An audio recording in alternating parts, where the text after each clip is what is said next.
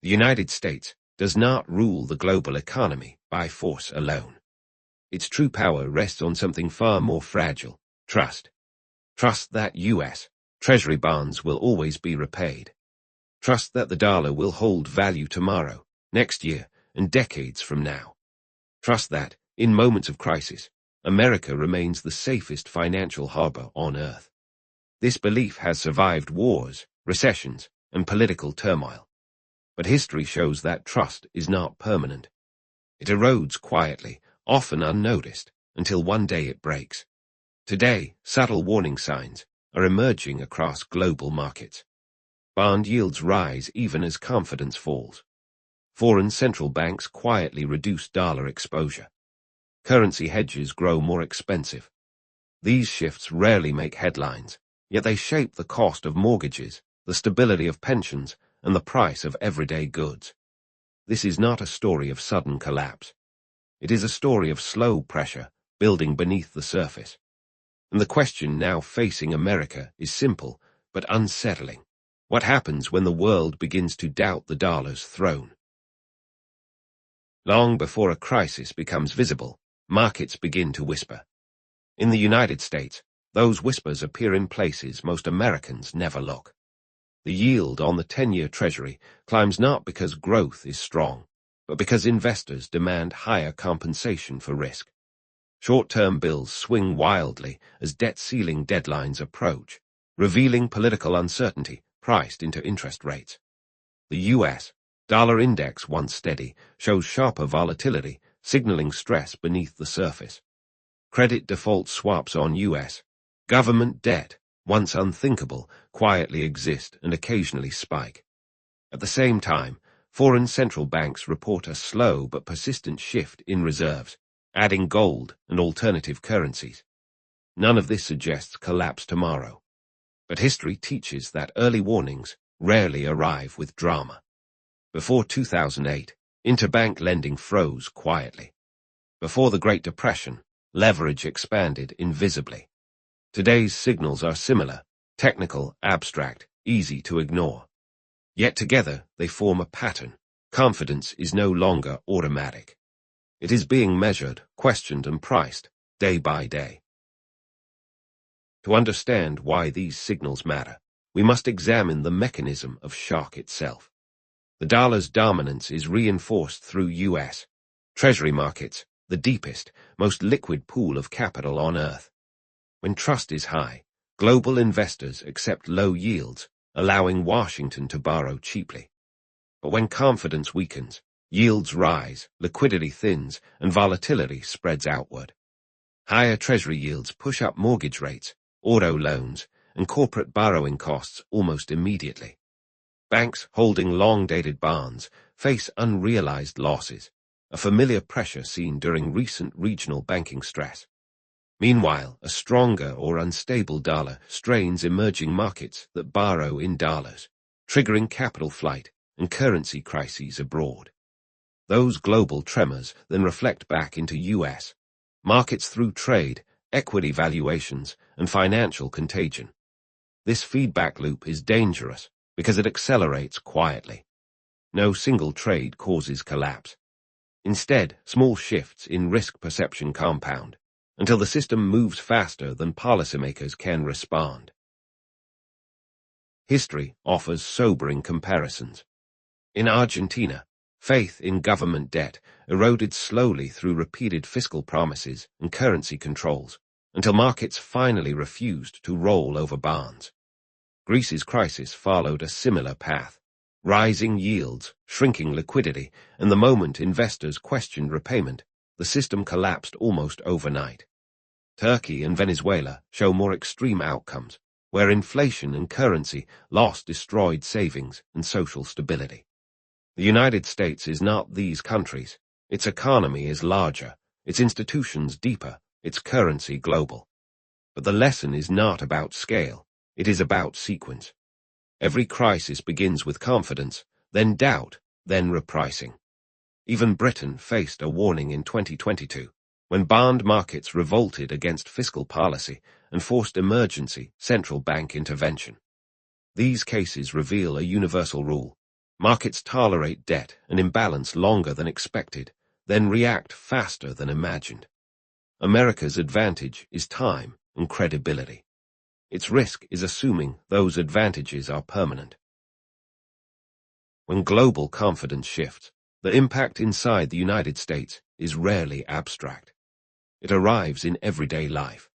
Rising Treasury yields translate directly into higher mortgage rates, pushing homeownership further out of reach for first-time buyers.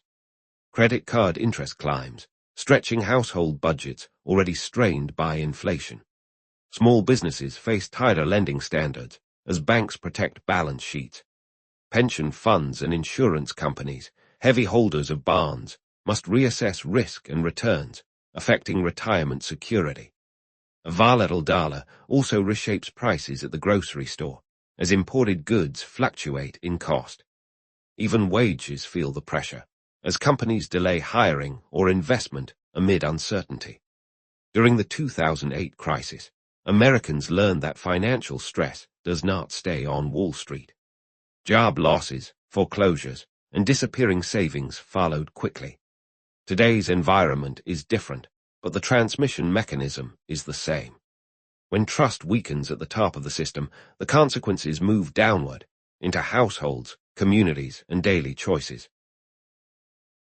Faced with rising pressure, the U.S. government and the Federal Reserve respond with familiar tools and difficult trade-offs. The Fed raises or lowers interest rates to manage inflation while attempting to preserve financial stability. But higher rates strengthen the dollar and increase debt servicing costs, both for Washington and for households. Balance sheet policies, once obscure, become critical as the Fed injects or withdraws liquidity to calm markets. Meanwhile, the Treasury extends debt maturities, auctions bonds at higher yields, and relies on global demand to absorb expanding issuance. Political gridlock around the debt ceiling adds another layer of risk, turning routine financing into a recurring crisis. History shows these measures can buy time. After 2008, aggressive intervention stabilized markets. During the pandemic, emergency liquidity prevented collapse. Yet each rescue increases long-term dependence on credibility. The challenge now is credibility itself. Markets are not asking whether the U.S. can act, but whether it will act coherently, consistently, and without eroding the trust that underpins the entire system. For ordinary Americans, global finance can feel distant until it isn't. Survival in an uncertain system begins with awareness, not fear. When interest rates rise, adjustable rate debt becomes a silent risk, turning manageable payments into long-term burdens. Liquidity matters at the household level just as it does in markets. Cash buffers provide flexibility when credit tightens. Diversification, often discussed for institutions, applies to individuals as well, across income sources, assets, and skills. History offers guidance. Families who endured the Great Depression focused on reducing leverage and preserving optionality. During inflation, shocks in countries like Turkey or Argentina, those with access to hard assets or foreign income weathered instability better. This is not about predicting collapse.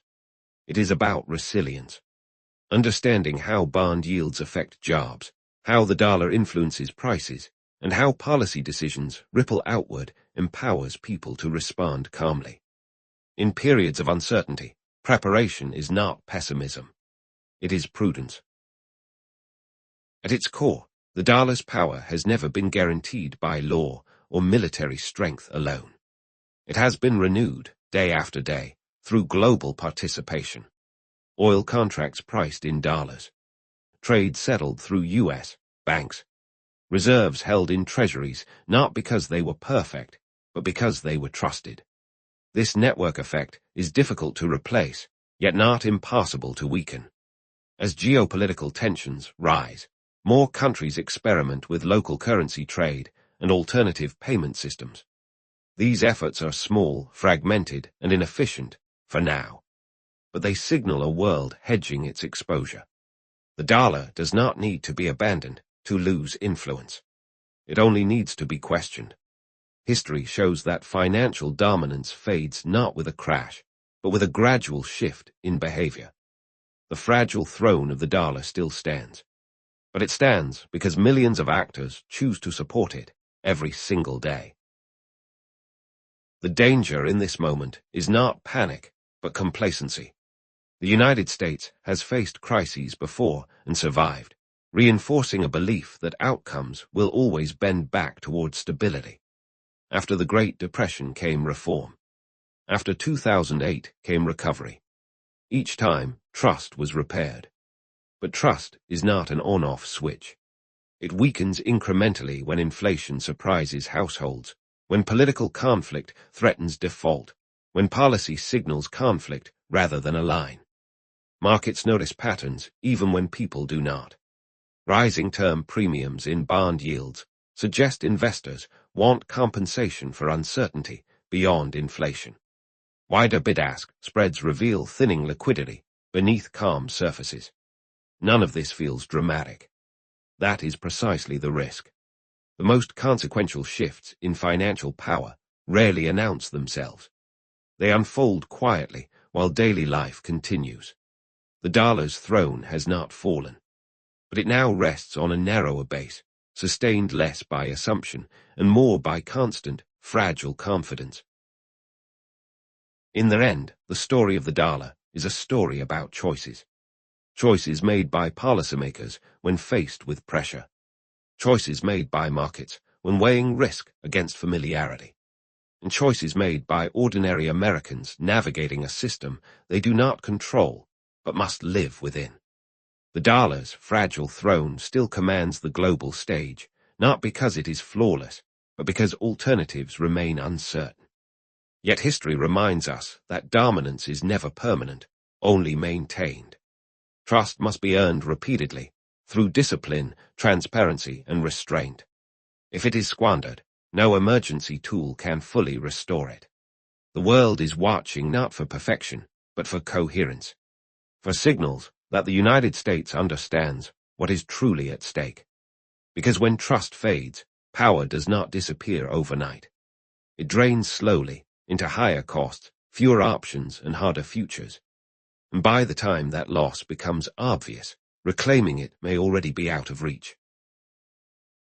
What makes this period especially complex is that the U.S. economy sends mixed signals. Employment remains resilient, consumption continues, and corporate profits have not collapsed. On the surface, the system appears strong. But beneath that surface, structural pressures accumulate. Federal interest, expenses rise as higher yields roll through trillions of dollars in refinancing. Banks adapt to tighter liquidity, reducing risk, but also reducing credit creation. The yield curve, long watched as a recession signal, reflects not just growth expectations, but uncertainty about policy direction itself. In past eras, global investors tolerated these contradictions because the dollar had no rival. Today, they tolerate them conditionally. Capital does not flee the United States, it hesitates. That hesitation shows up in demand for shorter maturities, in hedging costs, in preference for optionality over commitment. These are not signs of rejection. They are signs of caution. And in global finance, caution is often the first step away from unquestioned dominance.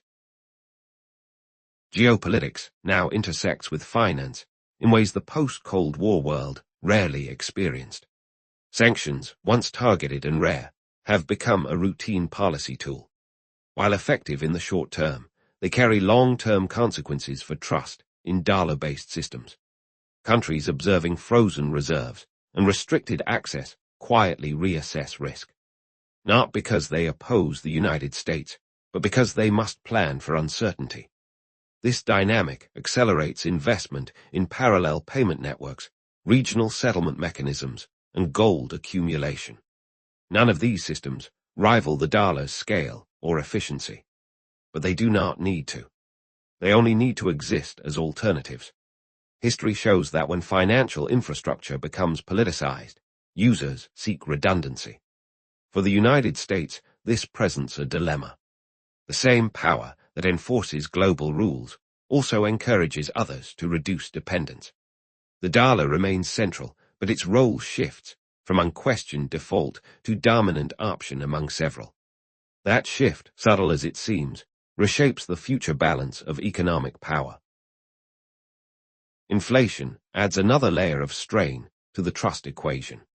For global investors, inflation is not just about rising prices, it is about predictability. When inflation proves persistent, long-term contracts become harder to price, and confidence in real returns erodes. In the United States, years of low inflation conditioned markets to expect stability. Recent shocks disrupted that assumption. Even as headline inflation cools, the memory of rapid price increases lingers. Bond investors demand higher yields to compensate, households remain cautious, and wage negotiations grow tense. This mirrors past moments in history. In the 1970s, inflation weakened faith in U.S. policy discipline, contributing to dollar instability until credibility was forcefully restored. Today's environment is different, but the lesson endures. Inflation damages trust more effectively than recession.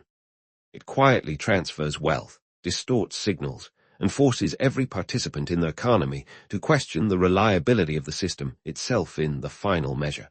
The dollar's strength is not a monument carved in stone, but a relationship renewed every day. It lives in the willingness of investors to hold U.S. bonds at modest yields, in the decision of businesses to price trade in dollars, and in the belief of ordinary Americans that tomorrow's money will still mean something. This trust has endured crises before, but endurance is not immunity. The lesson of history is not that collapse is inevitable, but that neglect is costly. When credibility is protected, power compounds. When it is strained, power leaks quietly into higher interest rates, weaker growth, and narrower choices. The fragile throne of the dollar still stands, not because it must, but because it is still believed in. Whether that belief holds will depend less on markets, and more on the discipline, clarity, and responsibility of those who govern the system.